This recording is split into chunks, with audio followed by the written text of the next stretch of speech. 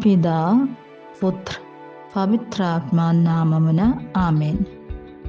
మొదటి పఠనం ఈ విధంగా పలుకుతుంది.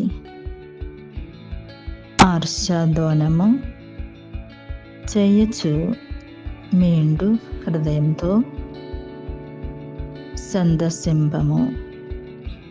ప్రభువు మన దండనమును తొలగించి మన శత్రువులను చెల్లాచెదరు చేసెను.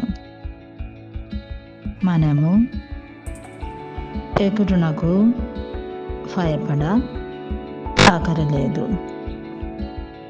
మన దేవుడైన ప్రభువు మన మధ్య ఉన్నాడు కనుక మన ప్రభువుని నిండు హృదయంతో ప్రేమిస్తూ మహిమ పరచుదాం.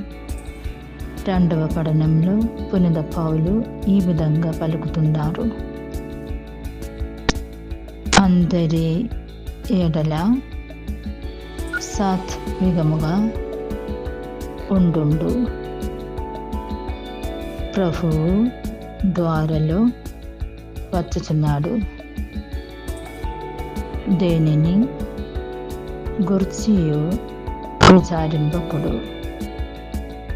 మీకు ఏమి అవసరమో వాని కొరకు మీ ప్రార్థనలలో దేవుని కృతజ్ఞత పూర్వకమైన హృదయంతో ప్రార్థించుడు.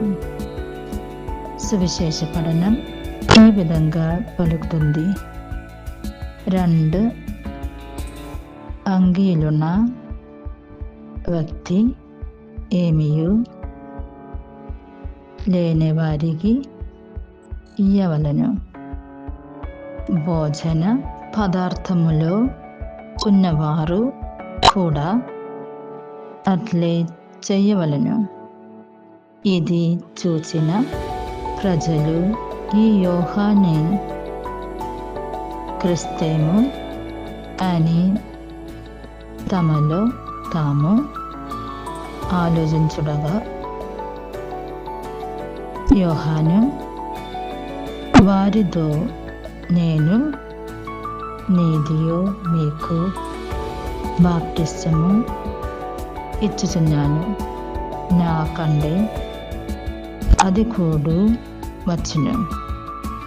నేను అతని పాదరక్షలు ఇప్పుడకైనను నేను యోగ్యుడను కాను.